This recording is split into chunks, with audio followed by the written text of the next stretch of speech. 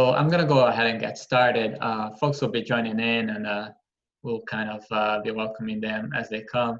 But I want to be cognizant of everybody's time. So just before we start, let me introduce myself really quickly. My name is Alex Pereira. I'm a project manager with Wesley Housing. I'll give a couple of kind of housekeeping notes here before I turn it over to Pastor Julie to give us a welcome message. So real quickly, as you may have noticed, most everybody is on mute right now. That's just given the reality here of our virtual meeting. You know, we're trying to keep the dialogue clear so that everybody can hear what everybody's saying. The way that you can participate most effectively is through the comment section here, the chat function. I see a couple of people have already sent a few chat messages here, so I'm glad that that's working. Let me apologize too. My name here says Liz Shaw. That is not my name. My name is Alex Pereira. I'm unfortunately using a colleague's Zoom account. I'll see if I can rename myself here. There you go. So like I was saying, if you have questions or comments during any point of the presentation, go ahead and send that in the chat. I'll be reading those questions aloud or addressing them myself, as the case may be. We're gonna have two different sections for Q&A, so hopefully we'll have plenty of time to address everybody's questions. So we are recording this video, by the way. So this whole presentation and the video of it will be posted on the project website, which is the waypointalx.com. If you are watching the video version of this presentation and you have questions, just send them to me to my email. That's apereira, Pereira, @whdc.org. And if you have questions after this meeting, you feel free to email me there as well. And just last note, just to be respectful of folks' time, we are going to try to stop to end this meeting by 8 p.m. We'll kind of play by ear when we get to the question and answer section, but that's the goal of the meeting here today. So without anything else, I will, okay, I got a request to post my email address here, so I'll do that right now to folks so they have that. So without anything else, I'll turn it over to Pastor Julie. She'll give us a little welcome message. Okay, thank you. Thanks, Alex.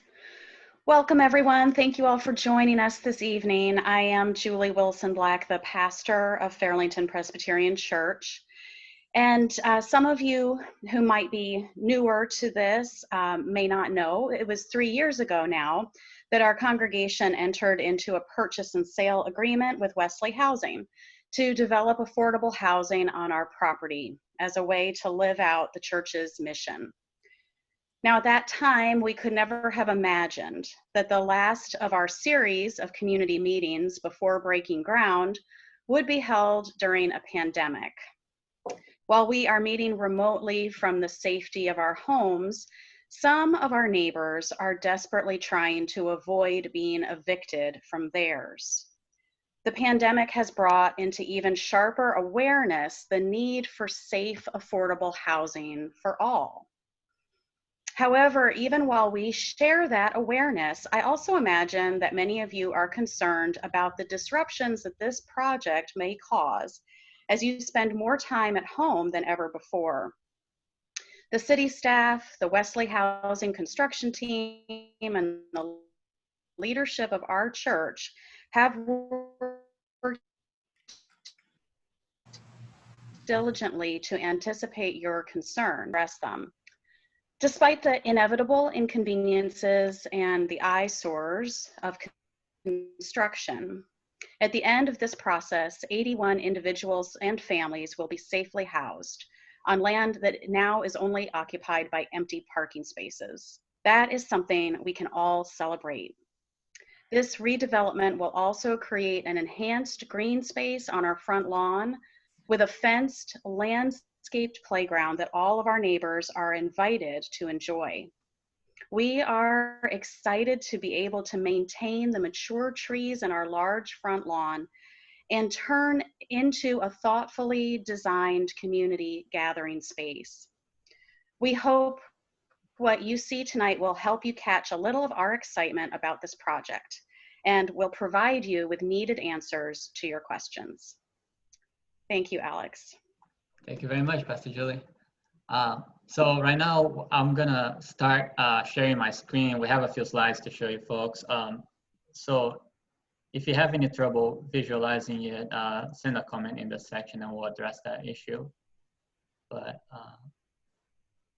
let me start that right here. It's been a little slow, there you go. All right, can folks see my screen okay? You see the presentation all right? Do a little nod if you can. All right, thank you. So this is the Waypoint is the name of our project. I'll give you a little brief agenda of what we're gonna be covering here. First of all, we'll do an introduction of what is Wesley Housing, who are we? Give a very high level overview of the project and kind of the history that has taken us to where we are today. Then I'll give a more generic plan overview for the development, give more details about what the development actually entails. We'll have a little break for some questions and answers if we have them at that point. And then we'll start digging into more of the construction side of things. I'll give an overview of the schedule and the timing of the construction. And then we're gonna turn it over to our construction team, which is today represented by Greg Pearson from Harkins Builders, who's gonna give you the actual details and logistics about what construction is really gonna mean, on the ground for you folks and for everybody. And then at the very end, we're gonna have another opportunity to do questions and answers. So with that, we'll turn it over to Camilla McAfee, who's the Vice President of Real Estate Development at Wesley Housing. Camilla, are you with us? She was having some technological issues earlier. Let me see. Oh, I see you, okay. Let me see if I can unmute you, Camilla. There you go. I don't know. Apologies, can you hear me? There you go, yeah. Okay, it's very odd. I am having some technical difficulties. I'm glad that you all can hear me over my computer, but I cannot hear you. I'm not getting any feedback because my computer is not giving me any audio right now. So I'm just going to go ahead and rely on, give some blind faith to technology here that everyone is hearing me okay. So thank you, Alex, for the thumbs up. I was about to say, if there's an issue, please give me a thumbs down. Good evening. I'm so happy to be with everyone here this evening to present where we are in the process in terms of delivering on the Waypoint at Fairlington. For many of you who have been with us throughout a number of years as we've gone through the design and entitlements process for this project, you're probably generally familiar, but I will just give a quick overview of Wesley Housing. We're a 46-year-old nonprofit affordable housing developer who's been working in Northern Virginia and predominantly in the City of Alexandria and neighboring jurisdictions over that time frame. You can go to the next slide, Alex. We've developed over 2,500 units of affordable housing, primarily multifamily rental housing, and we've served over 22,000 households over that time frame, and through a wide range of incomes and a wide range of needs and household makeup. So we serve special needs housing, such as housing for seniors, as well as folks with other various folks living with disabilities and other special needs populations.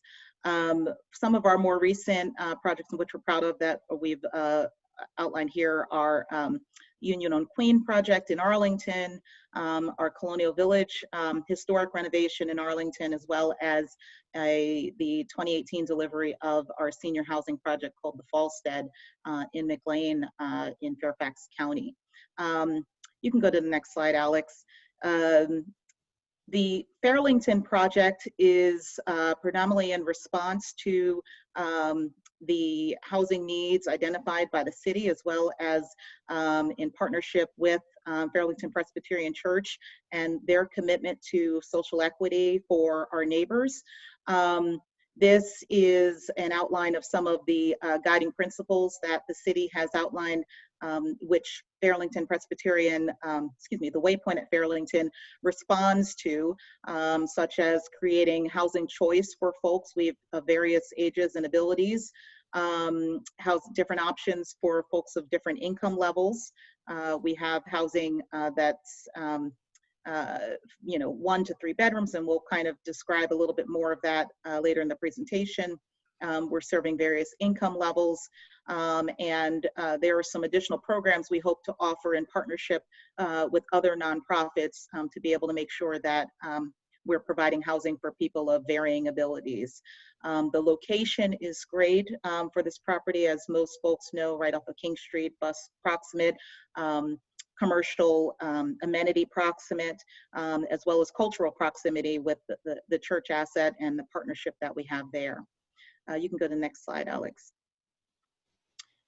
Again, a little bit of the history, and for those who were there, remember, we had a multitude of meetings, a variety of different types of meetings with the community as we walked through the entitlement process together.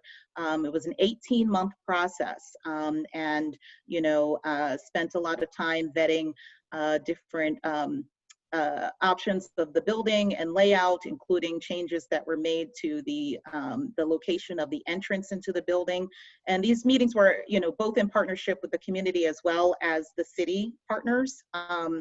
Obviously, the city has a variety of experts in varying fields, such as transportation and obviously the housing folks and Department of Environment and so forth that review these applications in very great detail. So from 2017, and you can go to the next slide, Alex, because it's a 2-pager, through 2018 took us through the community engagement and entitlement process. We had to achieve that in order to apply for tax credit funding. And we applied successfully and won an award last June of 2019. And then we just recently secured the last piece of what we call gap financing, another subordinate funding source that sits behind the city. The city also has additional money into the project, and that's the Virginia Housing Trust Fund Award that was recently secured in June. So now we have all of the sources that are necessary to complete the project, and we are, I don't want to steal Alex's thunder, but we're in the process of getting the final permits approved for the project. You can go to the next slide, Alex. So I'll turn it over to Alex, who's the project manager for this. I know he had given that intro as I was shuffling to get my technology together. Apologies again. And actually, I don't believe I actually introduced myself. So let me do that last, I suppose. I am the Vice President of Real Estate Development at Wesley Housing. I've worked with Wesley for over 12 years, and again, very proud and excited to be involved in this project and seeing it move forward and starting construction. Thanks, Alex. You can put me back on mute because I can't even do it myself. I will do that. Give me 1 second here. Okay, I'll figure that out in a second, Camilla. Here you go. Okay, thanks everybody. So thanks Camilla and thanks Pastor Julie. So basically, just to give an overview of the project team here, primarily for the Waypoint, Wesley Housing is the developer of this project, will be the long-term owners of the project. But the project was designed and will be built by a team of professionals that we've assembled and we've worked in the past very successfully. So we have Hefner Architects, who are the lead architects for the Waypoint. We have Walter Phillips, who are the engineers, civil engineers for this project. And then, of course, Harkins Builders, who are the general contractors, will be the builders of this project. We'll hear more from Harkins later on today, once we get to the kind of second half of this presentation.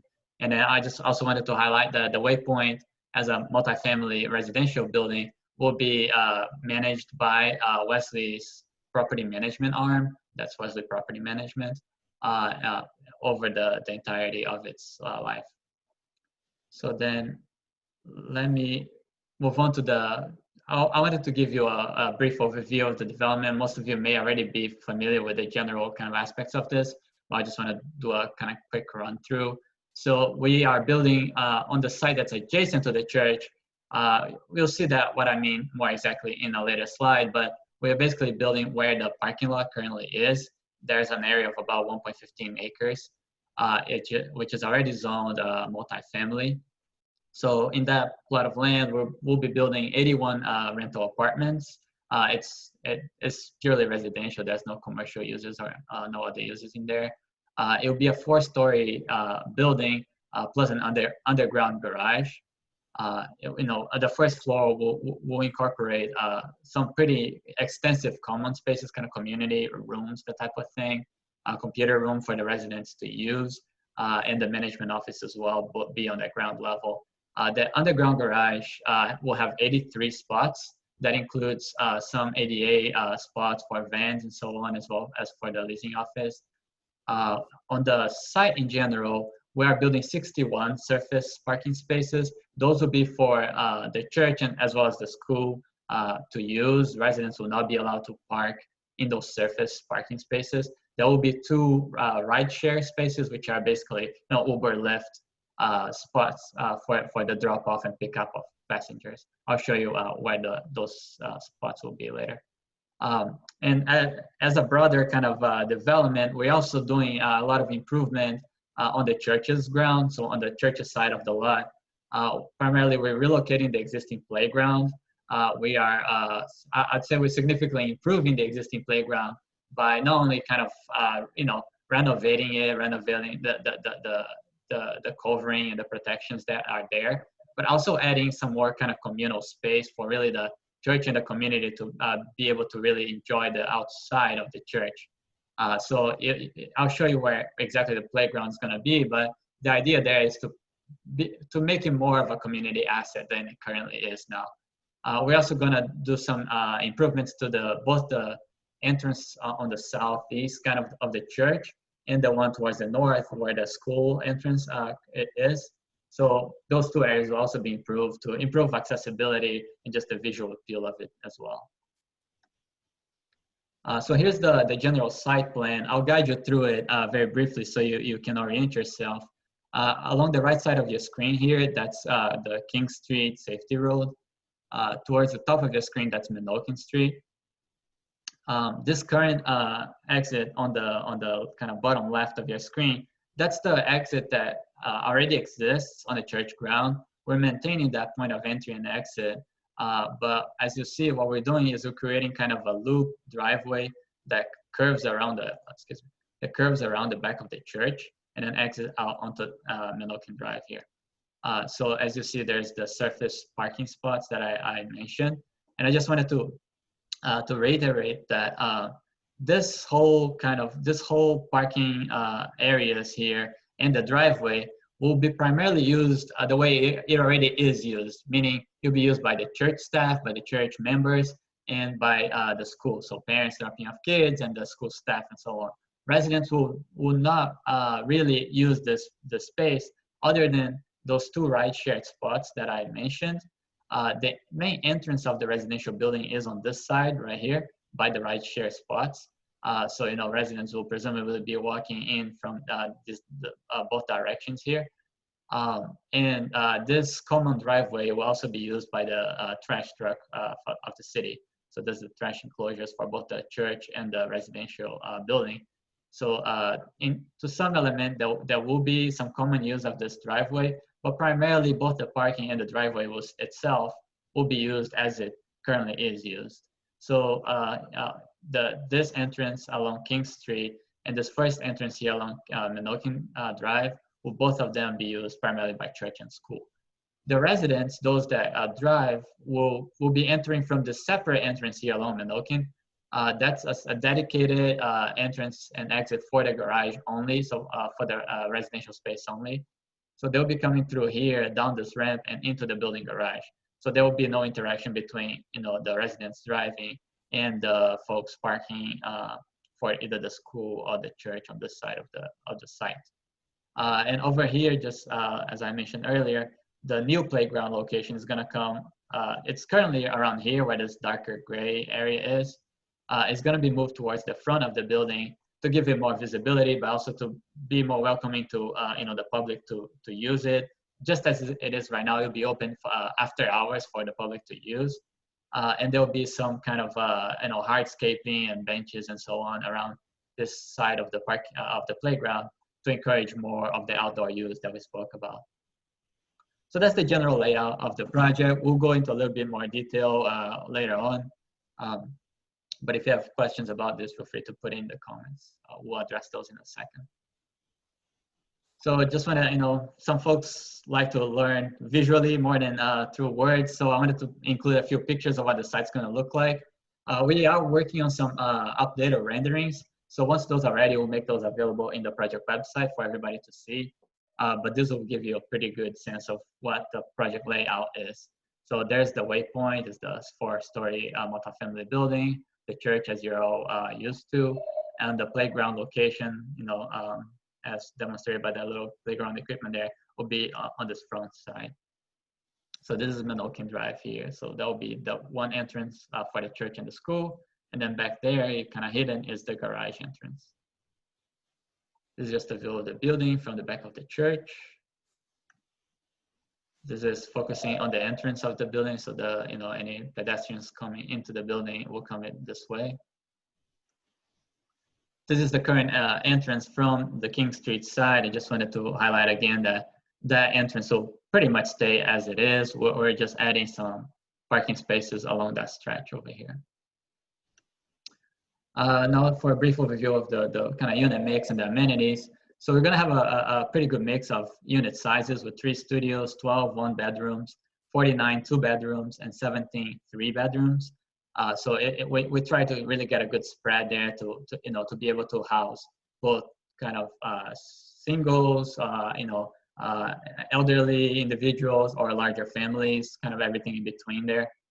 And the building, we really focused on providing a plethora of amenities in this building. So I mentioned the community space. We're gonna have a full-time manager on site.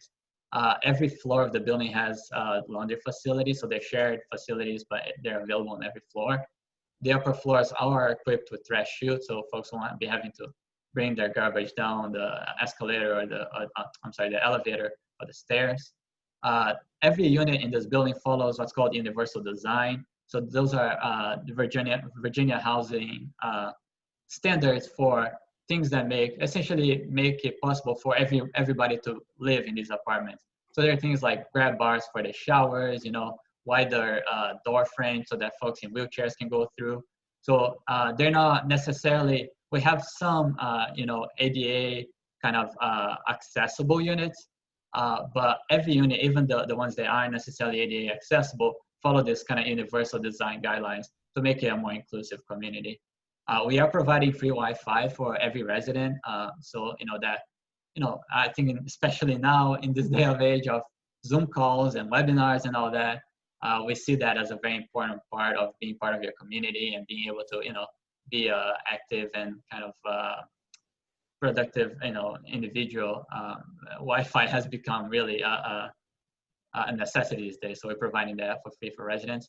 And the building is following the NGBS Silver certification. That's a green building certification that makes sure that the building is really efficiently built. It's not taxing the environment over much, and it actually encompasses kind of how the building interacts with its neighboring properties and environments as well.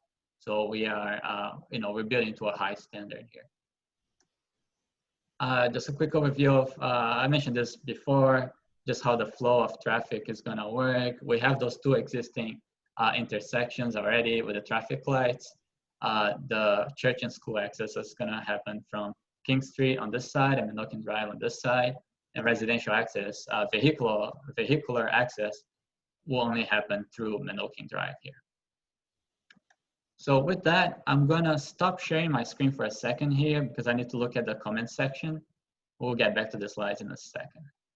So if you have any questions at this point, go ahead and type it up. We'll address the ones I can, and maybe I'll refer some to the later part of the presentation. One question, let's see. So where do visitors to residents park? So the garage that's provided, the underground garage, is provided, there's more spots in the underground garage than is required by zoning for the residential portion. So visitors can park either in the garage for the available spots that there are, or on street parking. But we believe that given the kind of breadth of parking that's provided, the garage should be sufficient to absorb all of that parking. Let's see what else we got. Would the church members have access to any of the underground parking spots? That was discussed at one meeting many times, many months ago. I believe as of now, no, that the parking underground garage is for the residents only. The surface parking is for the church only and the school. So we keep those two separated that way.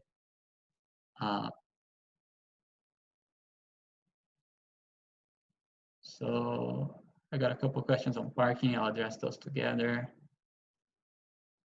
Why only one entrance exit from underground parking from Menoking? Basically, given the layout of the site, I'll let the construction team speak a little bit about that, but we believe that's the simplest way. The parking comes from the back of the building, so it doesn't interact with the traffic from the church and the school. So that kept things flowing the easiest. Yeah, good point. So will a bus stop be oriented on Menoking or King Service Road? So yeah, we will be providing a bus stop with a bus shelter along Menoking Drive. So on the side of the building here, I'll show, when I get back to the slides, I'll show the location of that bus stop. Let's see. Some questions about traffic. I'll address those in a second. Okay. So, all right. Okay. So I'll just address parking and traffic really briefly here because a lot of the questions that are coming through are about that. So Wesley did commission a traffic study as part of our entitlement process with the city. The scope of that study was approved by the city, and the findings of the study were also approved by the city. And what it found is that given the number of units and the expected rate of car usage, the traffic being generated by the residential building would amount to less than 1% of the existing traffic on the intersection of Menoking and King Street.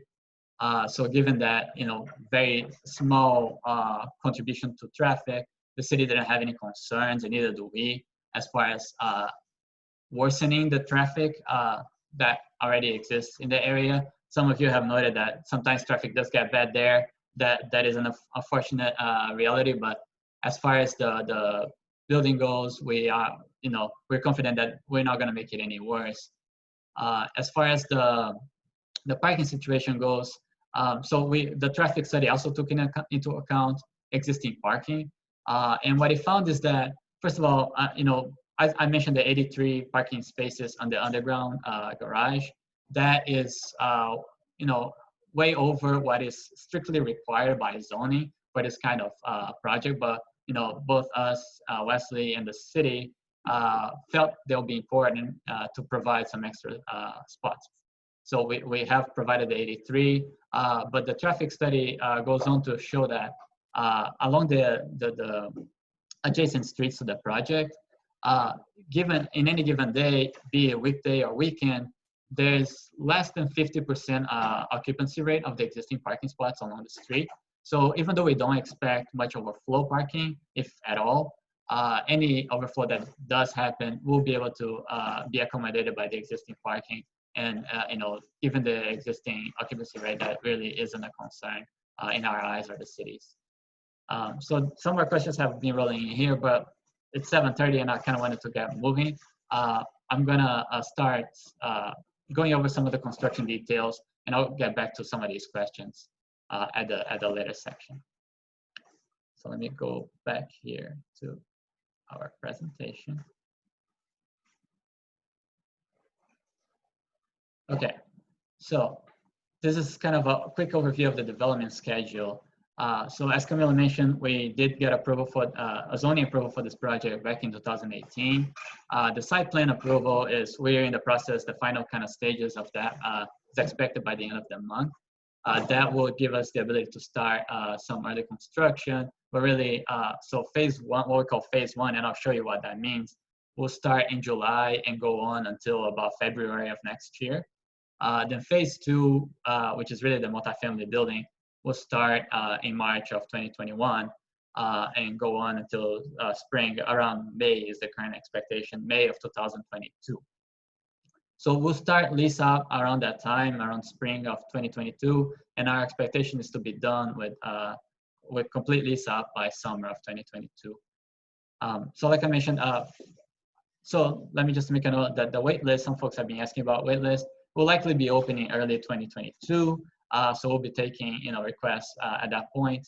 If you have questions about that, feel free to reach out to me or anybody else at Wesley Housing, and we'll be happy to address those. So in terms of the phases, let me go over here to explain that better, how that looks. So phase one is really what in this kind of eastern side of the lot is, we basically divided the lot in two. We'll be providing a construction fence that will kind of provide a barrier between those two phases. So the goal is to finish this side and then move on to this side, so that diminishes the kind of disruption. So phase one will consist of three really two components. The first one, and the most immediate one, is the relocation of the existing playground, because the school will be needing that playground fairly soon. So that's gonna be starting basically in August, at the end of July towards early August, and is expected to take until the end of August. Once that's done, there'll be a little break in the activities as we prepare kind of some of the shop drawings and some of the equipment. And then we'll get around October, we'll start on this parking lot here on the north and the south. So that will involve some utility work. We'll get into that a little bit once the Harkins side of the presentation starts. But so this part will go from October until February of next year. Once we're done with that, we'll switch over to phase two. That's essentially the multifamily building and that the rest of that driveway. So that will go until 2022. So those are the two phases of the project. All right, so now we got to the second half here. I'm gonna turn it over to Greg. Greg, let me make sure that you are unmuted. Can you say hi? All right, I think you're still muted. All right, apologies. Oh, here you go. Okay, Greg, I sent you a, there you go. Can you hear me? There you go, thanks. Sorry about that, everybody. So yeah, I'll turn it over to Greg to give an introduction of what the Harkins team is, and then go over the different phases of construction and what that all means, and then give you some of the logistics and details of construction that I'm sure everybody's curious about. Yes, thanks, Alex, and thank you, Camilla, for the earlier introduction. I'm Greg Pearson. I am the project manager for Harkins Builders. We have been in business for 55 years and done just about everything you can think of building-wise, including a lot of affordable housing. We have been partners with Wesley Housing on a number of projects over the last decade, and we're looking forward to continuing that relationship here. We're actually currently working on a job. We're familiar with Alexandria. We're working on a job right now down the street, Seminary and Beauregard Street. Very similar project where, unfortunately, we were demolishing a church and building a residential building, but also constructing a smaller church on the same site. So we're very familiar with this process. You can go to the next slide, Alex. So just to kind of give you an overall idea of what's going to be happening, our scope of work is going to be to dig trenches for conduit related to Verizon and Dominion. We're going to be demolishing areas on the site in terms of the site work itself and getting ready to build the Waypoint building in the back of the church. There'll be some sanitary reconstruction and sheeting and shoring, which is kind of the main aspect scope of work. which is going to happen between October of this year, hopefully, and early spring of next year. Some of the methods that you see listed on here just give you an idea of what's going to be happening. There is going to be noise.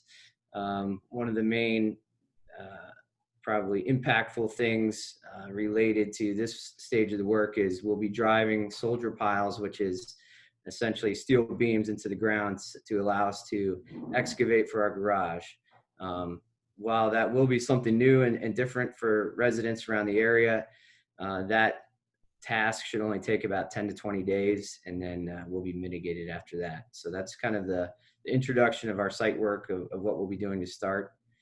Alex, if you want to go to the next slide. So concrete will be coming out of the ground. We have a full underground garage, as Alex has mentioned. The installation of that will require pump trucks and tower cranes. So there will be equipment coming in and out of the street and into that rear parking lot, or what would have formerly been a parking lot.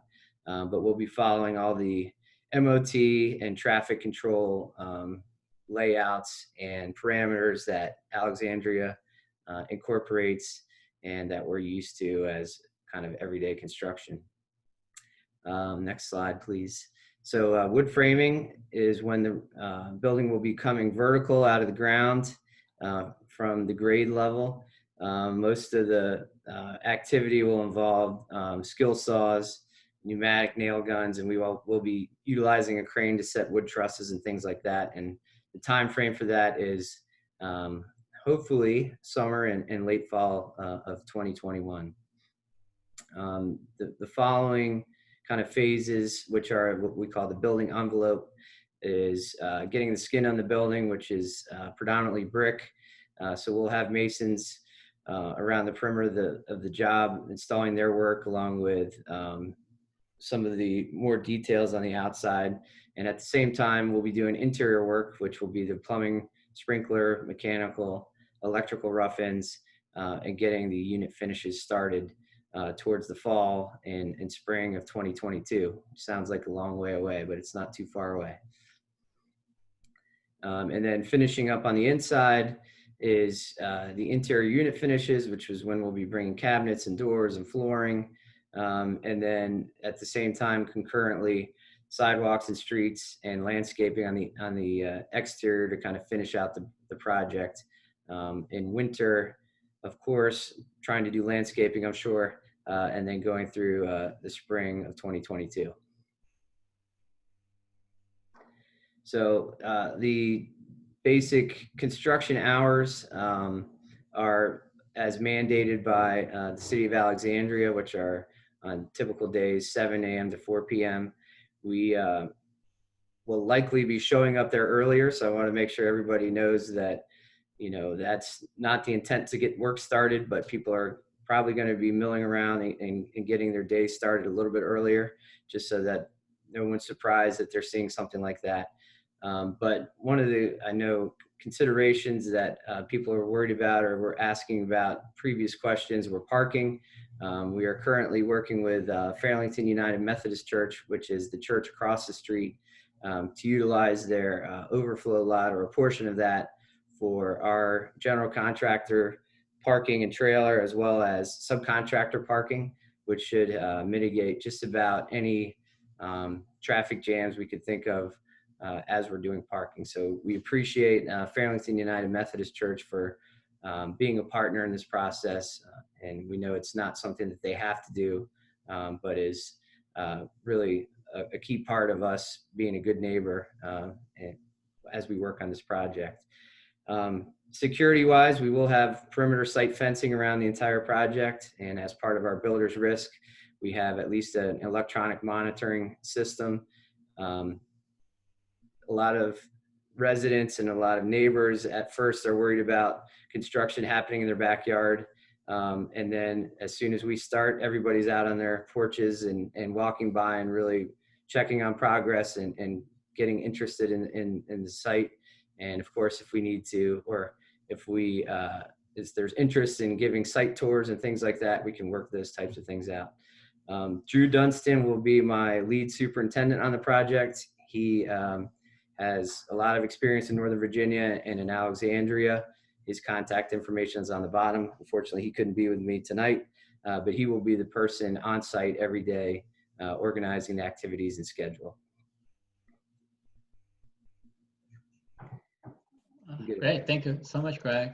So now we have about 20 minutes left for questions. I'm going to go ahead and stop sharing my screen. We can get back to some of the slides if people want to review some of the information, but this will help me look over the questions. So what I'll do is I'm going to unmute some folks here just in case some questions are addressed to different folks, but I'll be reading some of these questions out loud, and then we can kind of collectively address them.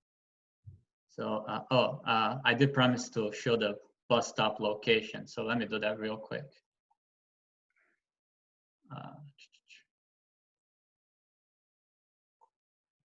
So the bus stop is, let me get to the, maybe that will be better. The bus stop is approximately over here on the Menokin side, kind of closer to the building, multifamily building. So you'll be serving, both residents and church and school. But the idea is that it really minimizes the amount of traffic that we're generating through this project and contributes to the overall traffic of the place. Okay, so let me. Okay. Is the garage wired for electrical vehicles at all? Yes, that is it's a requirement from the VHDA, who's one of the funders for this project. There will be, I believe, I want to say 2 electric vehicle spaces. Chris Sanson can maybe correct me, but I believe it's 2 EV spots at the garage. So they'll be wired for it. They want, for future use. Question.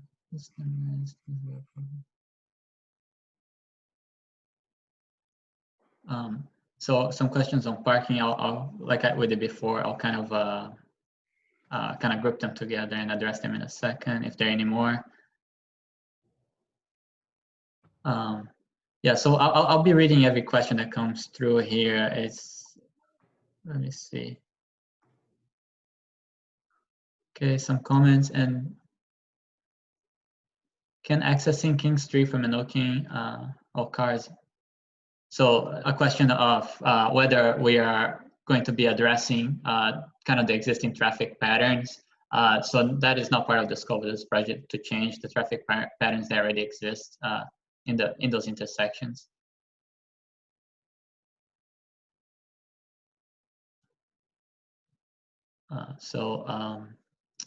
A question that may be, so one of the questions here is why the bus stop wasn't provided along King Street and rather it was provided on Menokin Drive.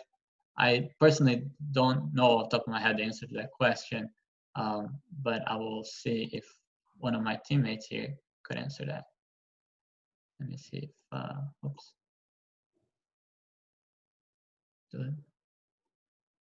Oh, Camilla, you're still muted. Let me see if, okay, somebody helpfully commented that there are already bus stops on King Street. So perhaps that's part of the reason. Maya, I am gonna go ahead and unmute you too, just in case you want to chime in. I appreciate everybody's patience as we work through this technological complications. Alex, this is Maya Contreras with the city. So we do have some, there is already existing bus stops that are on the King Street frontage. And then there are bus stops on Menokin, and those go to different places. And so this site is well served with bus stops at a couple of locations. Thanks, Maya. Some questions about parking. I think, other than what we've already kind of shared here, if folks really wanted to dig through, we'll be happy to share the traffic study. That's part of the entitlement process for the city, so it's a public document. You can email me to request it. We can also see about posting online. But if you want details on that, go ahead and email me if you can, and I'll share that study with you. So let's see what else here. So somebody commented, out of the 83 apartments, it is quite possible that many of those units will contain more than one driver, and thus more than one cars will need to be parked. So there's a real possibility that the multifamily drivers in each unit, So there's a real possibility that there'll be multiple drivers in each unit, plus the visitors, which could result in people using the church parking lot. So that's something that we've addressed with the church. Obviously the church is also interested in making sure that their parking spaces are their parking spaces and don't get used by anybody else. And what we can do is to communicate that to residents, emphasize that the parking spaces provided on the church's side are not for the use of the residents. That's part of the reason why the garage empties out onto Menoking and doesn't cross any of that driveway that goes behind the church. So we're trying to keep those two things very separated. We will provide very clear signage at each one of the entrances and exits to the sites to make sure that that's clear to anybody driving, any visitors coming through. And other than that, we'll have to address that in a case-by-case basis if it's an issue at all, but we don't expect it to be.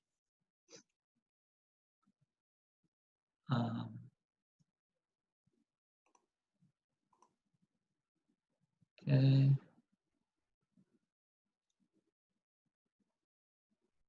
So the Alexandria Transit Vision is orienting more service for King Service Road. King only has half the service. Very surprised that shelter shouldn't be on King. Okay, so that goes back to that location of the bus shelter. Okay.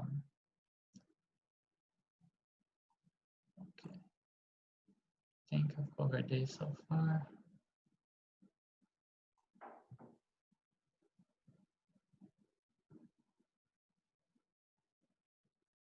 Okay, so I've covered those. Let's get to the more recent ones.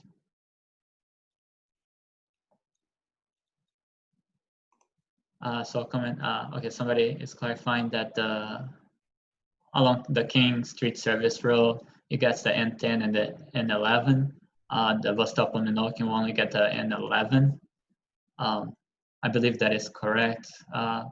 Maya or Julie can correct me, but I believe that is the case. Yeah, sorry, go ahead. I was just going to say that sounds correct. And you've got buses that are serving different things, so it's a pretty good location there. Yeah. Okay, thank you, Mike. One question is, what security will be provided for the building and parking lot? How will entry to the Waypoint be monitored? So I'll address some of the pieces, but Greg may be able to jump in a little bit too, or maybe Chris, I'll also unmute you. So like I mentioned, we'll have a full-time project manager. Both the pedestrian entrance that I showed and the garage will be key fob. So, you'd have to have a key fob in order to access the building in any way.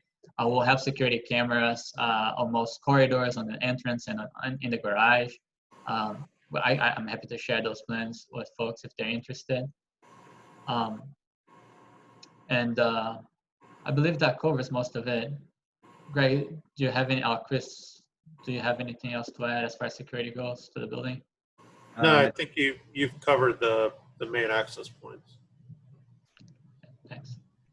I will act as a mouthpiece for Camilla here because her mic is not working. She shared a comment here as far as parking. So she says that the city has done extensive studies on parking at affordable housing projects. And again, we're significantly exceeding the required parking based on the reduced parking analysis done for the specific zoning. So we also have the transportation demand mitigation. So that's, we're doing Metro cards for new residents. So we're providing them with Metro cards, which should encourage them to use the public transit that is available. Well, we have bicycle parking on site as well. That's a good reminder. Thank you, Camille. That we're doing everything we can to encourage alternative modes of transportation to ease the pressure on traffic and parking and all that. Okay, this is a question for Greg, I believe. So will all construction trucks be on the church lot and not on Menoking or King's Service Road? So there's various phases to the project when we will be doing the earthwork activities. trucks and stuff will be coming on Minokan to get onto the property. The intent is to keep everybody off of the access road as much as possible, but our main entrance onto our construction site will be on Minokan Road. Thank you. Another question for you, Greg, or maybe Chris. What is the actual distance from the wall of the new building from the adjacent property at Fairlington Town? So I believe that's the one along King Street. There are at least 8 properties that now have 2 to 3 feet separating their patios from the existing property fence. Will a fence be improved, or would the fence be improved? So first, what is the distance between the wall of the new building to the adjacent property? I can look that up real quick. I don't know offhand. And which adjacent property was the question about? So Fairlington Town is the one along King Street, so south of our property. Give me 1 second. If you want to. Sure, I'll circle back to you. Yeah, I mean, if you want to address the question on the fence, I'm not sure what you're planning on. Yeah, as far as the existing fence, I don't believe there's any plans to improve what's already there. I believe we're maintaining that fence as it is. Chris, I'll circle back to you in a second. So a question is, how safe would the community be after it's all completed? Without a specific question about that, it's hard to answer, but generally it's going to be as safe as it is, if not safer. One, because, this is going to provide more of foot traffic in that street. There is no data to suggest that new affordable housing has any kind of negative impact on safety in our communities. So, if you have specific concerns, we can address them. But in general, I'd say that it will be just as safe as it is now. Greg, will the construction trucks be parked on the road at all?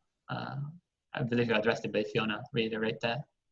Yeah, so contractor parking will be across the street in the Fairlington United Methodist Church. It's a day-by-day management of just ensuring that people are following the rules, but within our subcontracts with our subcontractors and at weekly subcontractor meetings, those are topics that are always discussed and implemented and trafficked as needed. Thanks. Chris, you got an answer for us? Yeah, so along the basically the southern edge of our building, we're set back 22.5 feet from the property line. And then the other the adjacent structures are set back from the property line on their side as well. Right. Okay. Thank you. Are we planning to provide a guardrail along the retaining wall in addition to the fence? Is that a code requirement? The first part of the question, I believe the answer is no, correct, Greg? I don't think there's a guardrail that goes along the fence. Chris? I don't believe so. Okay. Is that a code requirement? I'm not an expert. Camila says, I think yes, actually, we are providing a guardrail. Okay, thanks, Camila, appreciate that. So, okay, yes, forgive me, we are providing a guardrail along the retaining wall there. Whether or not that's... Yeah, there will need to be some sort of fall protection. The fence very well could act as fall protection as well. But there will have to be something there to keep people from falling. Okay, thank you. Good questions. Okay, we have at least 5 more minutes if folks want to send new questions in. I'm gonna scroll back up and make sure I didn't miss anything, but if I have, if any of you wanna make sure I address it, just send it to me again. How much would these apartments cost? Will there be a real estate agent on site? Questions. Just to reiterate, these are all rental apartments. The rent is going to be determined based on the area median income. So that's based on our funding. We have to observe certain rent limits, and those are going to range from the 30% of the area median income all the way to 60% of the area median income. The specific value of that fluctuates a little bit year by year, especially now with COVID. Those trends get a little funky. If you want to find out the exact rent amounts, I can get it to you. I don't have them on me right now, but if you want to email me, I can tell you what they are right now. But those amounts will change, in the future as rental prices go up or down in the market. Well, to clarify, it's not necessarily tied to the market rent, but it fluctuates according to income. And no, there won't be a real estate agent on site. We'll have our leasing team that works with the community to help folks lease up the apartments, and that's going to start before the building is complete, in the leading months, the months leading up to construction completion. Just from my own personal knowledge, was the property sold to Wesley, or is it some sort of partnership, long-term lease with the church? That's a good question. So we have established like a condominium in that land. So we are technically we're buying a land unit within that condominium from the church. But just, in simple terms, yes, Wesley will purchase the land from the church. That's going to happen. That transaction is going to happen in probably a week or so. Will the building be wired for cable? Yes, it will.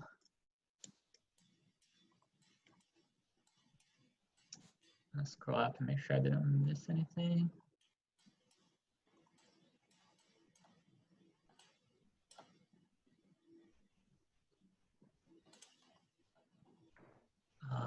So to reiterate, there is a bus stop along with a bus shelter. So I'm looking, there's a shelter there as well.